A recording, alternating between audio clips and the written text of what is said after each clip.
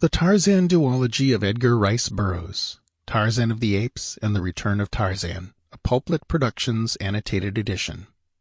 Written by Edgar Rice Burroughs, edited and annotated by Finn J.D. John, read for you by Finn J.D. John. And now, the Tarzan Duology of Edgar Rice Burroughs. Foreword. This book comprises the first two of Edgar Rice Burroughs' original Tarzan books, which combine to tell the complete story of Tarzan's rise from his jungle origins to take his place as John Clayton, Lord Greystoke. It is essentially a duology. It's a duology that changed the face of popular literature almost as much as it changed the life of its author. For most of the second half of Edgar Rice Burroughs' life, Tarzan of the Apes, meaning the character, not the book, was his meal ticket. After the first two books, Burroughs was able to come back to Tarzan again and again. The Beasts of Tarzan in 1914, The Son of Tarzan, also in 1914, Tarzan and the Jewels of Opar in 1916, Jungle Tales of Tarzan in 1919, Tarzan the Untamed in 1920, Tarzan the Terrible in 1921. In all, a total of 24 Tarzan books poured forth from Burroughs' prolific pen between 1912 and roughly 1945. Tarzan made Burroughs wealthy and famous. It made him beloved of the many and reviled by a few, and it gave him eventually the opportunity to transcend the stingy pulp magazines in which he had gotten his literary start.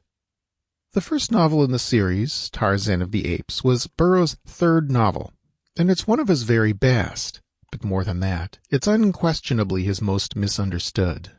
The Tarzan to whom Burroughs therein introduces us is a trilingual gentleman with a very unusual set of skills, a complex and admirable ethical code, and an odd relationship with civilization that mirrors to a startling degree the relationship of the New World with the Old. Tarzan of the Apes is emphatically not the clunky, unsubtle, me Tarzan, you Jane grunt fiction that popular opinion, under the influence of so many Tarzan movies and comics and other derivative works, often assumes it to be. Edgar Rice Burroughs started writing Tarzan of the Apes in late 1911, the same year that had seen his literary debut with the widely praised and still much loved A Princess of Mars.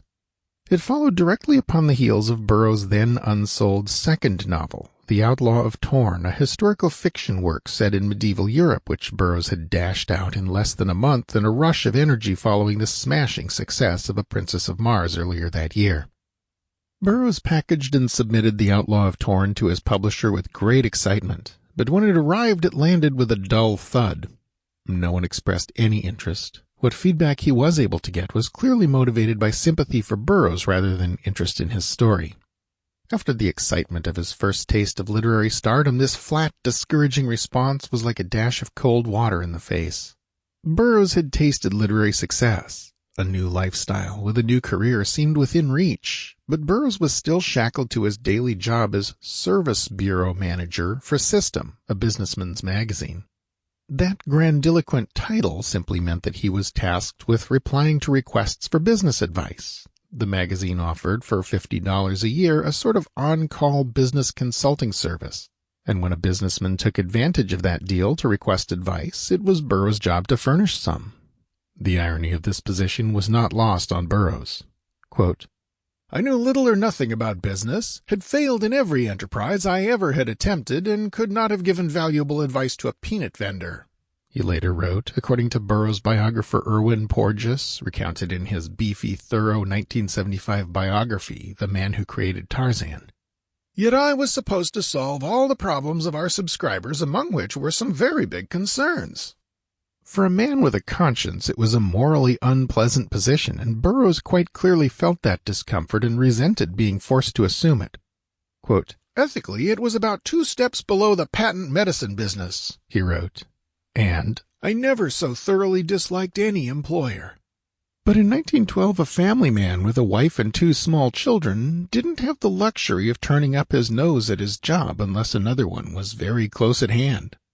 The success of A Princess of Mars had given Burroughs hope that his family's bills might be paid in a more congenial way, but the reception of The Outlaw of Torn had dashed those hopes most cruelly and left Burroughs prey to those peculiar doubts to which creative minds seem especially prone.